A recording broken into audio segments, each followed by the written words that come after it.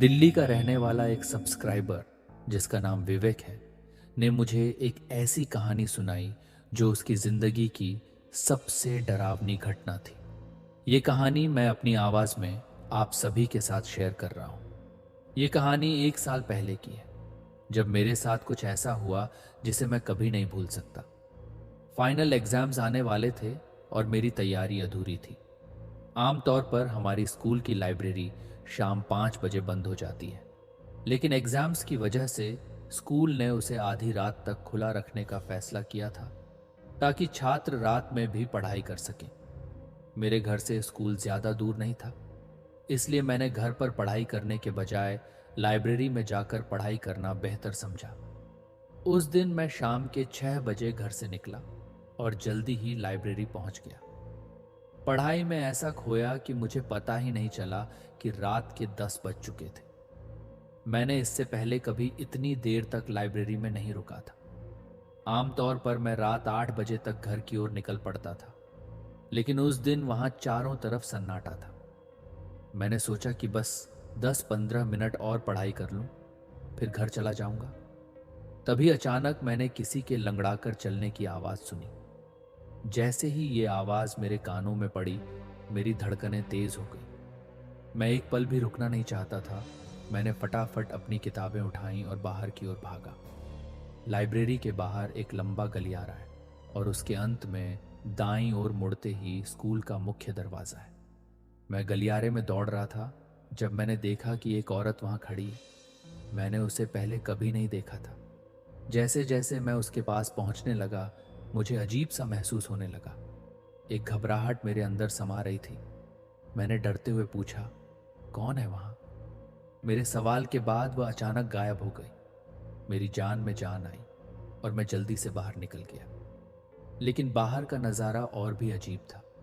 सड़क बिल्कुल खाली थी, जबकि यह सड़क आमतौर पर रात में भी काफ़ी व्यस्त रहती है।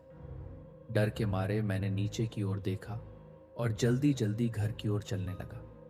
तभी मैंने देखा कि एक परछाई मेरी ओर बढ़ रही थी, जबकि आसपास कोई भी नहीं था। मैंने सिर उठाया और देखा कि एक औरत मेरे सामने चल रही थी।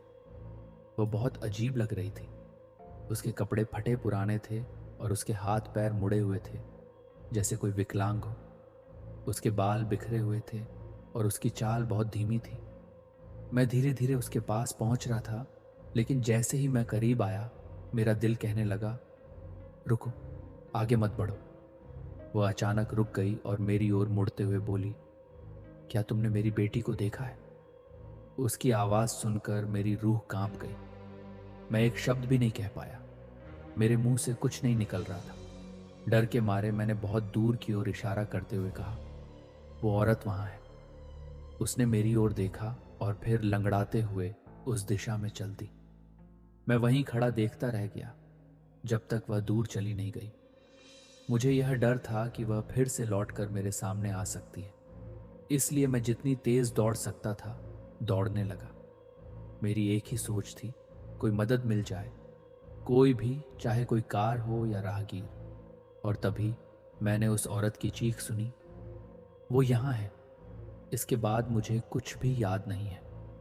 जब मैं होश में आया तो मैंने पाया कि मेरे पड़ोसी मुझे बेहोशी की हालत में घर लाए थे।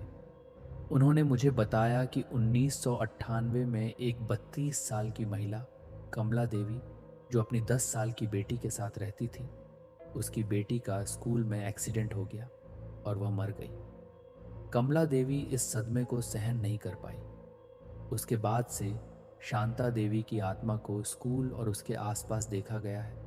वह अभी भी अपनी खोई हुई बेटी की तलाश में भटक रही है। शायद उसे अभी भी उम्मीद है कि वह एक दिन अपनी बेटी से मिल सकेगी। ये वास्तविक घटना है जो मैं कभी भूल नहीं पाऊंगा। अगर आपको ये कहानी पसंद आई तो कमेंट में ज़रूर बताइए और चैनल को सब्सक्राइब करना मत भूलिएगा। मैं जल्द ही एक और डरावनी कहानी लेकर आऊँगा। तब तक सावधान रहें और याद रखें, कभी कभी वो जो दिखाई नहीं देता वो ही सबसे खतरनाक होता है।